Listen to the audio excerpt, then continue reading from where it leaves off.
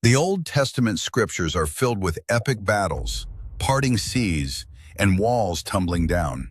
Yet woven into the sacred text are darker, hidden chronicles, visceral accounts of divine judgment and covert operations that are rarely preached from the modern pulpit. Today we journey over 3,000 years into the past, to the turbulent era of the judges. Forget the march of massive infantry lines. This is the untold story of a precise, cold-blooded political assassination, a holy mission executed by an unlikely instrument raised up by the Almighty.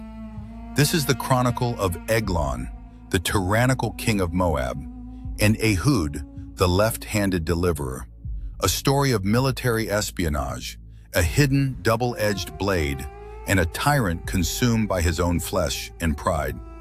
Our narrative begins in the dark days recorded in the book of Judges, approximately the 12th century before Christ.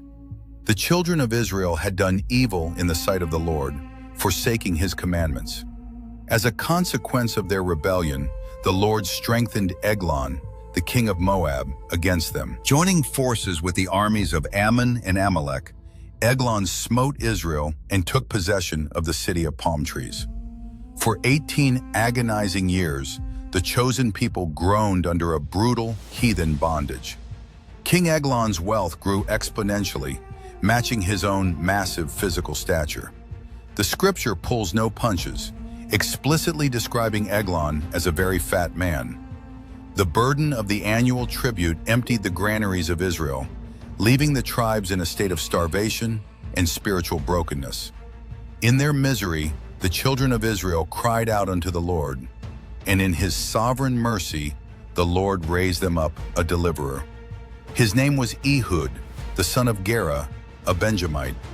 But Ehud possessed a unique physical trait, one that the ancient world viewed with great suspicion, but one that God would use as a vital tactical advantage. Ehud was left-handed. In antiquity, warfare was strictly right-handed. Shield walls, infantry tactics, and palace security details were all standardized for right-handed warriors. Security checkpoints at royal palaces were designed with a singular, biased purpose: to search the visitor's left hip, where a right-handed man crosses his arm to draw his sword. Ehud, divinely inspired, saw the systemic flaw in the tyrant's armor. In secret, Ehud forged a double-edged dagger. The biblical text specifies its length, a cubit, roughly 18 inches long. Crucially, it had no crossguard, allowing the entire weapon to be concealed flat against the body. Here lies the tactical genius of the plot. Ehud bound the dagger upon his right thigh, completely hidden beneath the heavy folds of his garments. To any guard watching him walk, he appeared unarmed, his left side entirely clear. The day of the solemn assembly arrived. Ehud was chosen to present the heavy, mandatory tribute to the Moabite oppressor. Leading a delegation burdened with golden grain, Ehud marched directly into the stronghold of the enemy. At the palace gates, the security was ruthless. The guards searched the Israelite emissaries, patting down their left sides. When they reached Ehud, their hands felt nothing. The lethal instrument strapped to his right leg remained undiscovered. Ehud presented the tribute to the king. Eglon sat in his private summer chamber, a luxurious elevated room built to catch the refreshing mountain breezes, isolating the monarch from the scorching desert heat. After the presentation, Ehud escorted his men out of the city, but near the graven images of Gilgal, Ehud turned back alone. He re-entered the presence of the king and whispered the words that would seal the fate of the Moabite Empire. "I have a secret errand unto thee, O king." Eglon's pride and curiosity blinded him. Flattered by the prospect of a private, perhaps divine disclosure, the king commanded silence. With a wave of his hand, his elite bodyguards departed, shutting the heavy wooden doors behind them. Ehud was left entirely alone with the oppressor of God's people.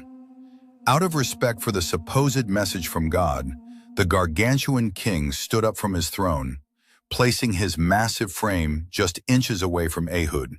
The room fell into a deathly silence. In a split second, Ehud reached with his left hand, crossing his body to his right thigh. The 18-inch blade caught the dim light of the chamber for a mere fraction of a second. With holy resolve, Ehud thrust the dagger directly into the king's belly. What followed is one of the most vivid, unvarnished descriptions of physical judgment found in ancient literature. The scripture records that because Eglon was so exceedingly obese, the fat closed over the blade and the haft, the very hilt of the dagger, sank into the belly after the blade. Ehud could not retract the weapon. It was completely swallowed by the tyrant's flesh.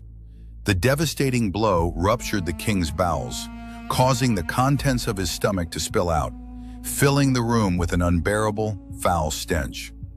Eglon collapsed to the floor, dead without a sound. With the tyrant neutralized, Ehud did not panic. He walked out onto the porch, locked the doors of the upper chamber securely from the outside with an iron key, and calmly walked past the unsuspecting guards, vanishing into the courtyard. Minutes turned into hours. The king's servants returned to their post outside the summer chamber. They found the doors locked, but a repulsive, overwhelming odor began to seep through the cracks of the heavy wood. In a strange, almost dark twist of historical irony, the servants whispered among themselves, saying, "Surely he covereth his feet in his summer chamber." This was an ancient biblical euphemism, meaning the king was relieving himself in his private restroom. Fearing the wrath of their master if they interrupted his private moment, the guards chose to wait. They tarried until they were thoroughly ashamed. Finally, sensing that something was terribly wrong, they took a spare key and opened the doors. The sight before them was catastrophic. Their formidable, godlike king lay fallen dead upon the earth, swimming in his own filth and blood. Chaos erupted within the palace walls. But by the time the Moabites discovered the assassination, the left-handed deliverer was miles away.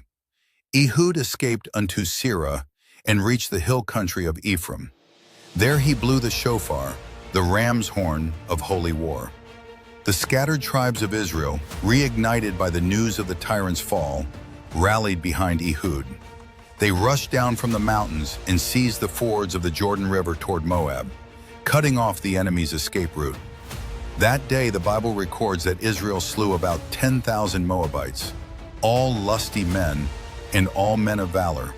Not a single man escaped. The yoke of bondage was shattered in a single afternoon.